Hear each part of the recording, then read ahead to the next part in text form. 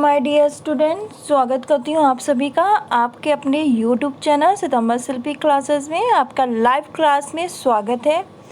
जल्दी से आप लोग सभी लोग लाइव आ जाइए और मैं क्लास को स्टार्ट करती हूँ।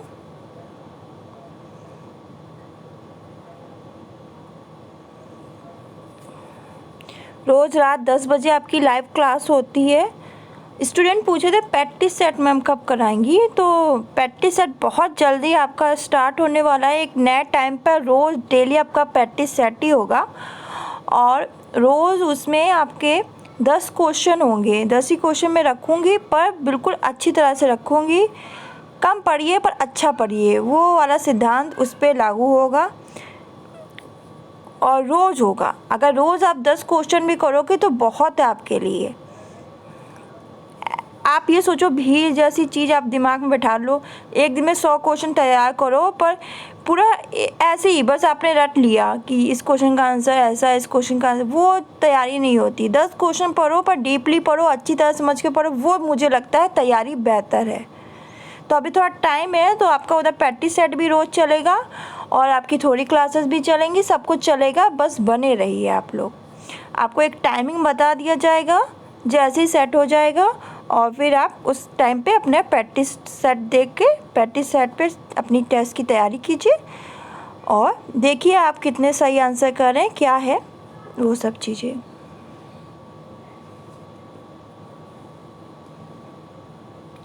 जल्दी से लाइव आ जाइए। जितने लोग लाइव आ गए हैं वीडियो को लाइक कर दें। हम लोग होम मैनेजमेंट पढ़ रहे हैं। ये आपका यूपीटीजीटी का सिलेबस है, यूनिट 2 है, जिसमें हम लोग आज पढ़ेंगे परिवार संसाधन। में हम लोगों ने परिवार संसाधन क्या होता है ये पढ़ लिया था। आज की क्लास में हम लोग परिवार संसाधन के सिद्धांत क्या हैं, उपयोग के, ये पढ़ेंगे। परिवार संसाधन के उपयोग के सिद्धांत क्या है, तो इनको समझेंगे क्योंकि यहाँ से क्वेश्चन आते हैं, पूछ लिया जाता है। ये सिद्धांत हैं संसाधन के, इनको सही फॉर्म में लगाए, ऊपर से नीचे सही क्रम में लगाए। तो जब आपको संसाधन के सिद्धांत नहीं पता होंगे तो आप लगाएंगे कैसे क्रम में, तो ज़्यादा डिफ़िकल्ट नहीं है। तो चलिए शुरू करते हैं आज की क्लास। आपको अच्छी तरह समझ में आ गया होगा संसाधन क्या होता है, पारिवारिक संसाधन कितने प्रकार के होते हैं। अब कोई भी स्टूडेंट मेरा गलत करके नहीं आएगा कि संसाधन कौन सा संसाधन मानवीय कौन सा है, अमानवीय कौन सा है। तो इसमें जितनी भी कन्फ्यूज़न थी सबकी दूर हो चुकी होगी। देखिए, साधनों के उपयोग का सिद्धांत, जिसमें है आपका पहला लक्ष्य निर्धारित करना, दूसरा है योजना बनाना,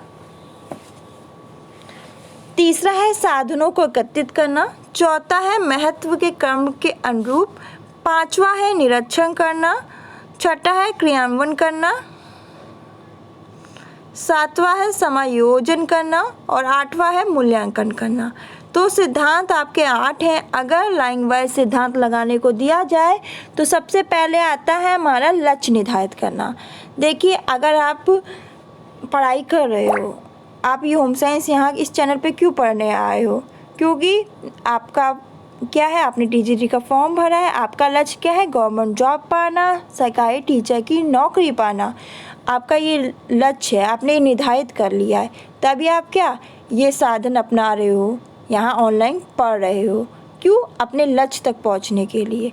तो लक्ष्य निर्धारित करना, हमें सबसे पहले क्या करना होता है, लक्ष्य निर्धारित करना है कि हमें करना क्या है, डॉक्टर बनना है, टीचर बनना है, कि हमें क्या काम करना है। पहले तो हम अपने लक्ष्य निर्धारित करेंगे, फिर अब लक्ष्य बना लिया, अब योजना बनाओगे आप कि हम इस पेपर में कैसे सफल होंगे।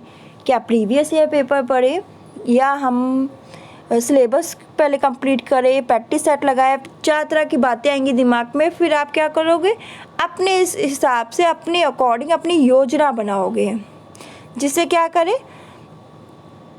जो आपके पास साधन है उनका उपयोग करोगे और अपनी एक योजना बनाओगे और उस प्लानिंग के तहत चलोगे। अब आपने योजना बना ली, अब आपकी योजना तैयार हो गई। अब आप क्या करोगे, अब आपने सोच लिया मुझे प्रीवियस पेपर लगाने हैं, प्रैक्टिस सेट लगाने हैं। आप क्या करोगे, साधनों को इकट्ठा करोगे।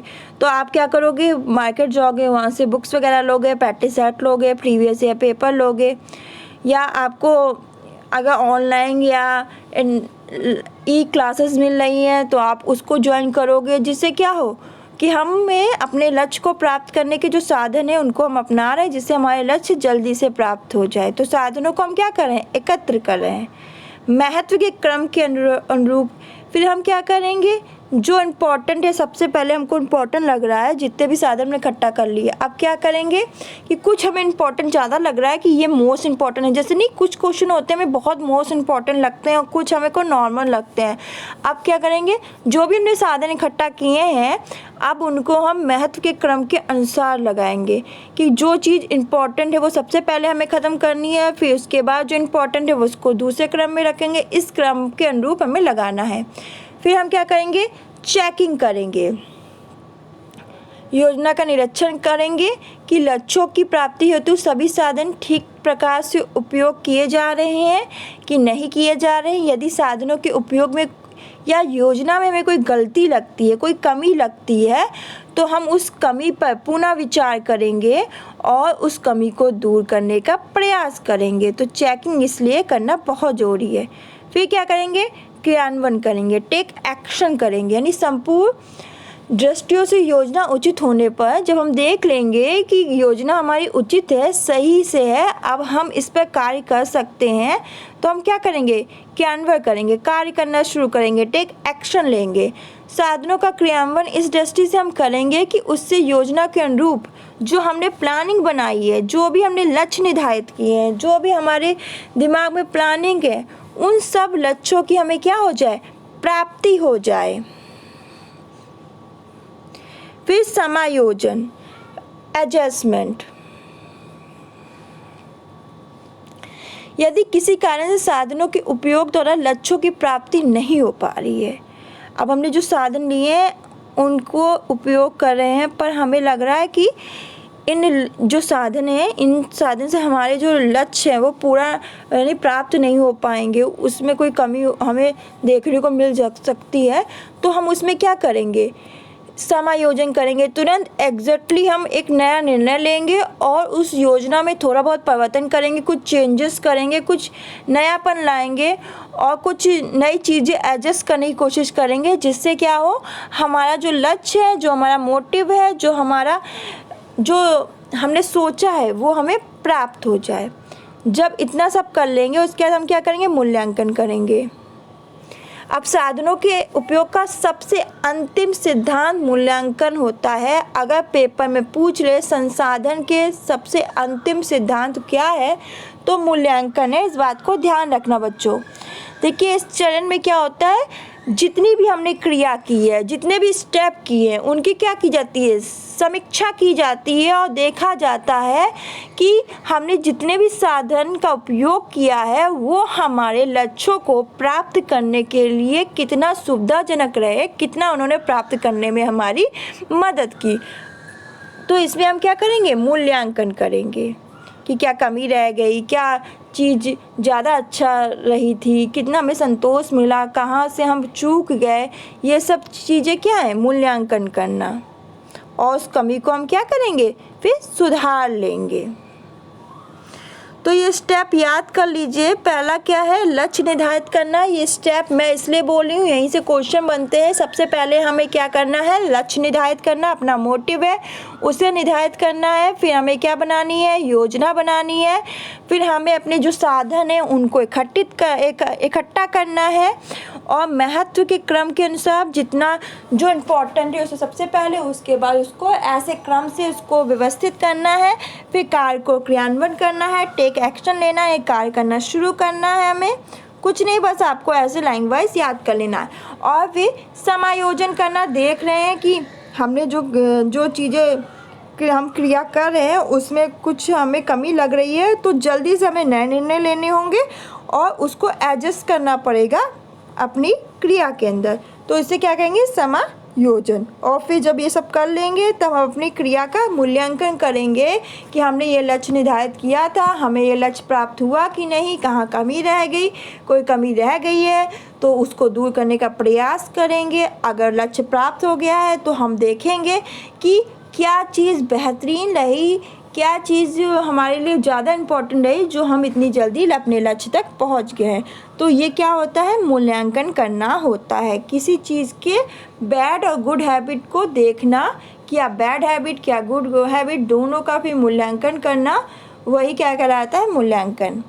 साधनों के उपयोग के उद्देश्य क्या हैं। अब हम लोग पढ़ेंगे उद्देश्य क्या है। देखिए, जो परिवार के संसाधन हैं उनके उपयोग के उद्देश्य क्या होते हैं, हम क्यों उपयोग करते हैं, इनको भी जानना बहुत ज़रूरी है।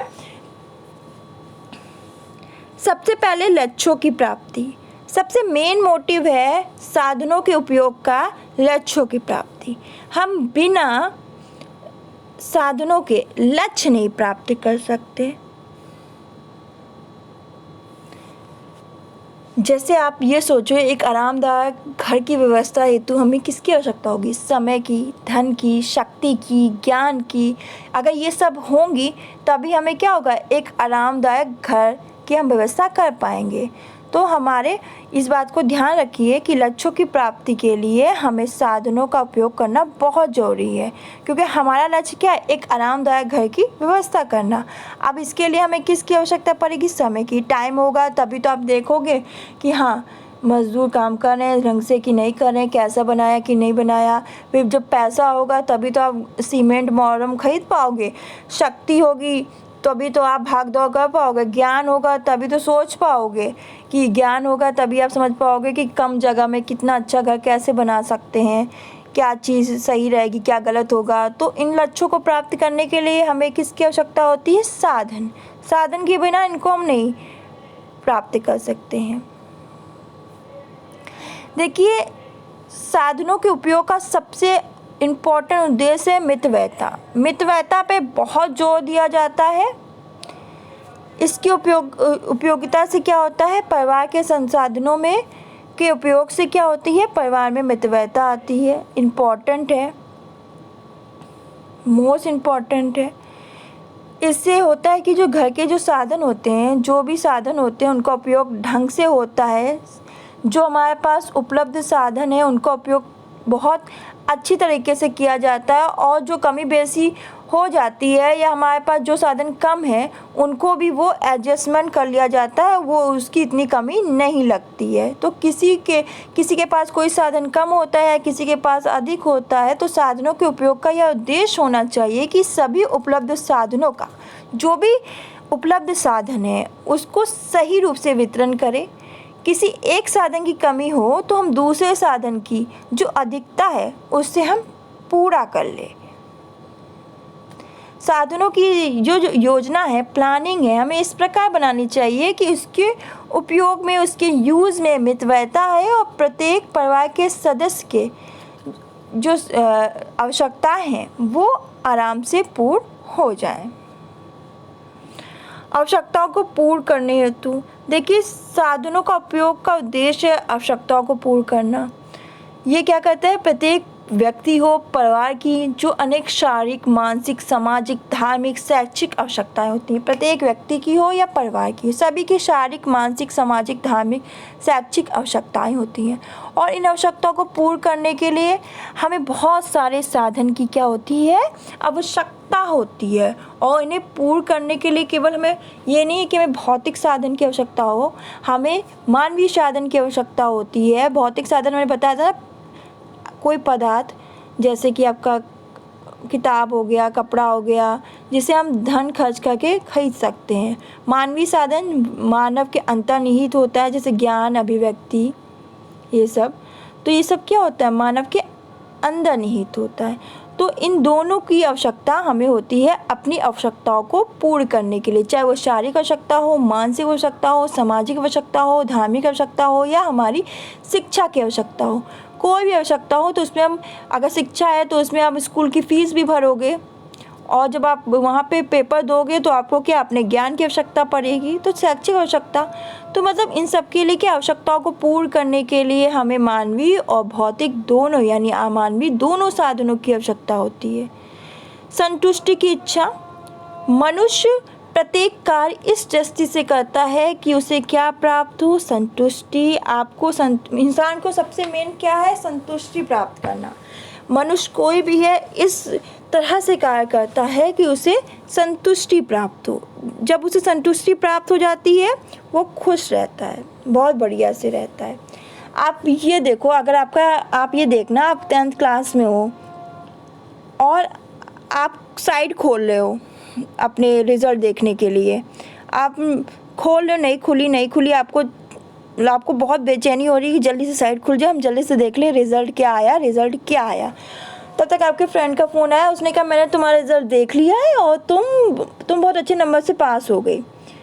तब भी हमको क्या संतुष्टि नहीं होती है। क्यों नहीं होती? क्योंकि वो रिज़ल्ट हमने नहीं देखा होता है। ये तो पता चल गया पास हो गए, तब भी हमारे दिमाग में हलचल मची रहती, नहीं ऐसा तो नहीं है, झूठ बोली हो, गलत तो उसने गलत कर दिया हो, गलत रोल नंबर भर के देखा हो। तो जब हम खुद से वो कार्य करेंगे, जब हम खुद से वो साइड खोलेंगे, खुद से अपना रिजल्ट देखेंगे, तो क्या होगा, हमको संतुष्टि मिलेगी। तो प्रत्येक मनुष्य प्रत्येक कार्य इस दृष्टि से करता है कि उसे क्या मिले, संतुष्टि मिले। वह केवल आवश्यकताओं की ही पूर्ति नहीं करता बल्कि उसे संतुष्टि प्राप्ति करने के लिए करता है। कि ये नहीं कि मनुष्य इस पर्पस से कार्य नहीं करता कि आवश्यकता की प्राप्ति हो जाए, बल्कि संतुष्टि मेन पर्पस है, संतुष्ट। जब आप संतुष्ट होते हो तभी आप कोई चीज़ इन्वेस्ट करते हो। इंसान कहता है ना, अब जब माँ बाप रिश्ता तय करते हैं तभी रिश्ता तय करते हैं जब पूरी छानबीन कर लेते, संतुष्ट हो जाते ही लगता है हाँ ठीक रिश्ता है, तभी हमें इस तरफ आगे बढ़ना चाहिए। तो संतुष्टि क्या है, मेन पॉइंट है इंसान का। उपयोग के साधनों का जो साधन के उपयोग का भी उद्देश्य क्या होता है, संतुष्टि। तो जो हमारे मानवीय अमानवीय जितने भी साधन हैं, चाहे वो धन से खरीदे हम, चाहे अपनी बुद्धि से हमारे अंतर्निहित जो चीज़ें होती हैं, गुण होते हैं, वो तो दोनों ही साधन का मुख्य उद्देश्य क्या है, संतुष्टि। जो इंसान है उसे संतुष्टि देना। परिवार के सदस्यों का विकास करना। देखिए, जो साधनों के उपयोग का उद्देश्य क्या है, जो परिवार है, परिवार के सदस्यों का पूर्ण रूप से विकास करना। साधनों का उचित उपयोग एक प्रमुख व्यवस्थापन कौशल है। परिवार में इस प्रकार के साधनों का व्यवस्थापन व उपयोग किया जाता है कि परिवार का प्रत्येक सदस्य अपना स्वयं का विकास कर सके। जो फैमिली होती है उसमें इस प्रकार से साधनों का मैनेजमेंट किया जाता है, उपयोग किया जाता है कि जो परिवार का प्रत्येक सदस्य क्या कर सके, अपने स्वयं का विकास कर सके, अपना स्वयं का बारे में सोच सके। तो ये थे आपके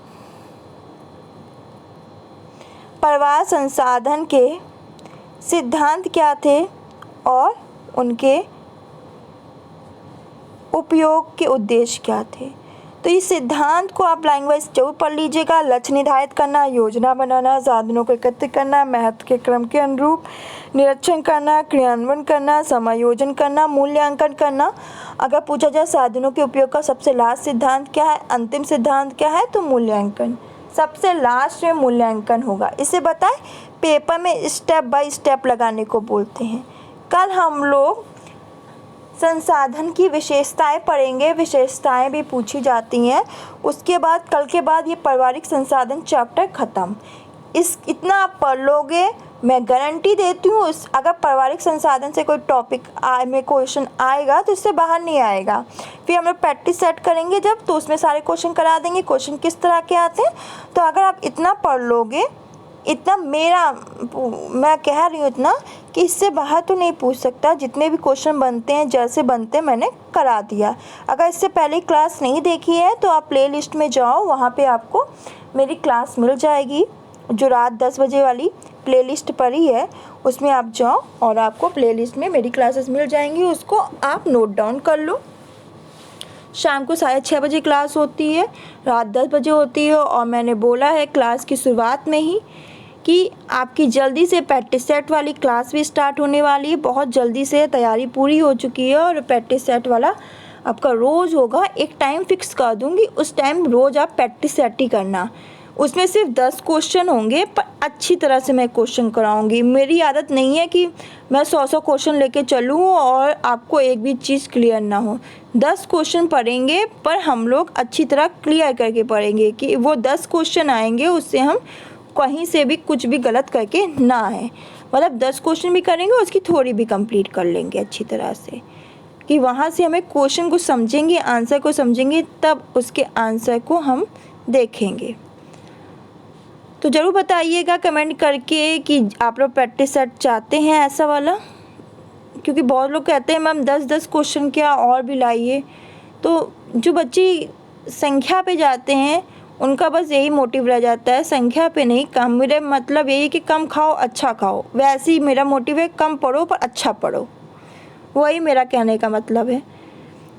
तो फ्रेंड्स, आज के लिए बस इतना ही, मिलते हैं नेक्स्ट क्लास में। तब तक खुश रहिए, अपना ध्यान रखिए, घर में रहिए, फैमिली का ध्यान रखिए, अपने माँ बाप का ध्यान रखिए, पढ़ते रहिए, रिवाइज करते रहिए, तैयारी रखिए। जुलाई अगस्त के बाद पेपर की डेट अचानक से आ जाएगी और आपके पास टाइम नहीं बचेगा पढ़ने का।